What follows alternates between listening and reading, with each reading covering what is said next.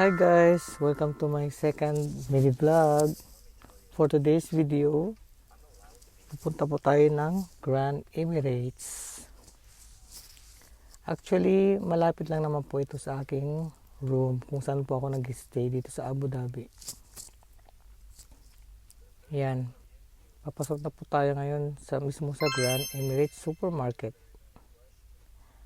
Then, pupunta po ako ngayon ng ground floor para po i-check kung dito po ba ang baby section.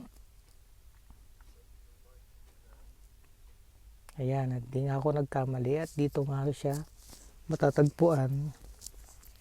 So napakaraming choices dito for gifts for any ages for the babies. So ang hanapin ko po pala ay for 0 to 6 months na babies. Kasi mga anak pa lang po yung asawa ng ka-workmate ko. Wow! Dahil nag-check na rin po ako ng mga clothes for baby boys from 0 to 12 months. So magiging advanced po tayo. Then meron din po dito yung pang baby po talaga na plain white, at meron din naman pong assorted colors. Ayan. So napakarami po natin pagpipilian sa lugar na to. And then nag-check din po ako ng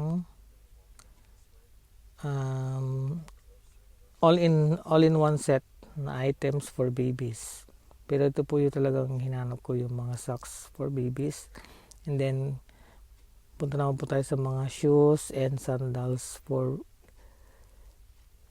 newborn babies. And then din po silang bonnet para sa mga bata. Mayroon na din po ditong 5 sets for napakamura lang naman po siya. Abot kaya po. And then mga pacifier, mga teether, anything na kailangan ng isang newborn baby ay matatagpuan dito sa kanilang baby section. From blankets to comforters to towels. Aww. Ayun naman po, damako naman po tayo sa first floor para po bumili ng souvenir para naman po dun sa ating kababayan na uuwi na po ng Pilipinas. So naisip ko pong bilhan siya ng souvenir from Abu Dhabi para po maiuwi po siya at pasalubong.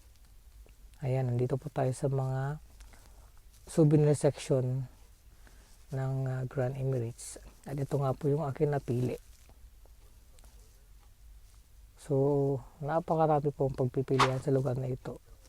So, after po noon ay bumaba na rin po ako para mag-check out na po kasi medyo late na rin po at may pasok pa po kinabukasan. Nag-check out na nga po ako sa cashier. Ayan po. Binayaran ko na po ang aking mga item na napili. So, dito na lang po ang aking video. Maraming salamat sa inyong panonood. Hanggang sa muli. Paalam!